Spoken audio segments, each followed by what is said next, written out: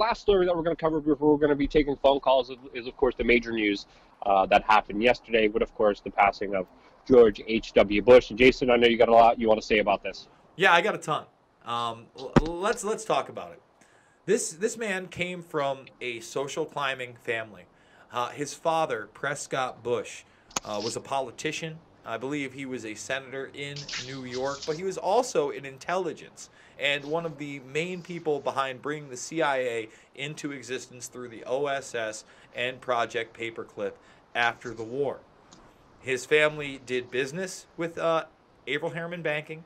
Okay, he had his property seized. This is Prescott Bush because of his dealings with Nazis before and after the war from J. Edgar Hoover. And this is a man that rose to those echelons in power through intelligence.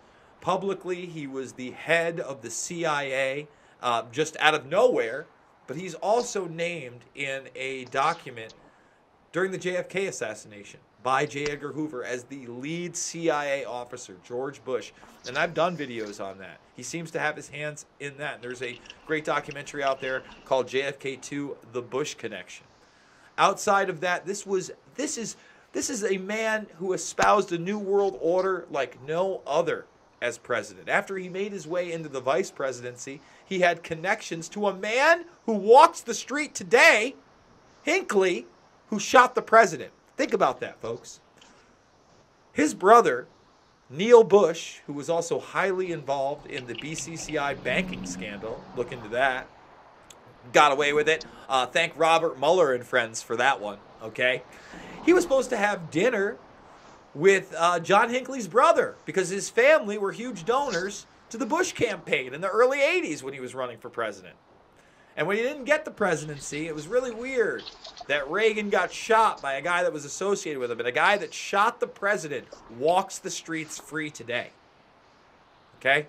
This is a legacy of a man that was in the back pocket of the Kissingers of the world, of the Rockefellers of the world. He is the Iran-Contra mastermind so much that he and Oliver North are actually outed in American Made, and they show a actual vintage news clip during the credits of that, where he's asked about his involvement. Now, Lee Hamilton, one of the heads of the 9/11 commissions, a liar extraordinaire, someone who was involved in the Warren Commission, actually stated on television after the Iran-Contra affair blew up and it was all over that the vice president was not honest to us to the degree necessary after reviewing these documents. Basically saying, yeah, of course he lied to us. My point is this. He never paid for his crimes. He reached the most upper echelons of power. He is being praised in the media, and the only criticism, Luke, that I have seen about him, okay, is that he was a whitewasher of the LGBT community. Is that a joke? Excuse me? Yeah, yeah. I mean, that's what the Huffington Post, if we're going to go after this guy in any legitimate fashion, because again, I'm not here to tell him to burn in hell. I'm not celebrating his death. What I'm hopefully celebrating is that these ideals will die with him, but they won't. Because it wasn't just his vision of a new world order. It was an adaptation of this vision of a new world order that still exists today. And there are still people promoting it today that are alive and well and in power.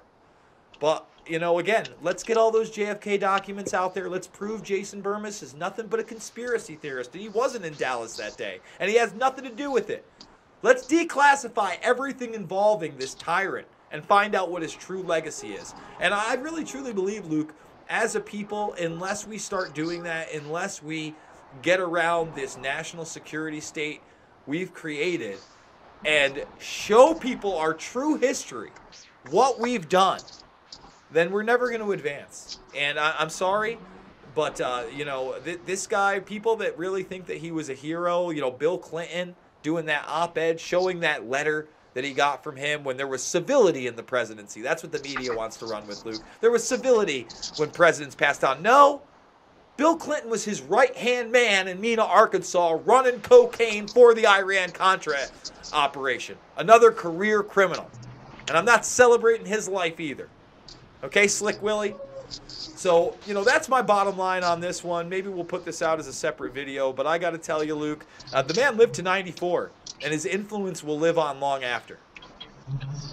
A lot of influence, a lot of underground stuff, a lot of information for us to still find out about the kind of bigger history and a lot of the actual things that happened with this man. And maybe now we'll get some of the JFK documents. I'm not one for celebrating death. I don't think anyone should celebrate death. We don't want to become the enemy that we're fighting, but there does need to be some hindsight and some kind of greater understanding here, and of course a rational way that is not just filled with any kind of hatred. That's definitely what we're trying to avoid. I think you definitely nailed hit the nail on the head with a lot of the commentary that you brought forward, and a lot of the more important stuff that hasn't been talked about by the mainstream media. Because again, it's not an easy topic to talk about, especially after someone passes away. You have to do it very delicately to make sure it's done properly. It's a tough one.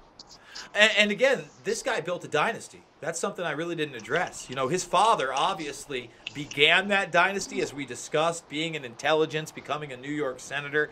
But hey, they got him into the presidency, and they got him into the head of the CIA before that, and the vice presidency before that. And his son, who at the time was before Barack Obama, he was the least qualified person to be president ever to be elected.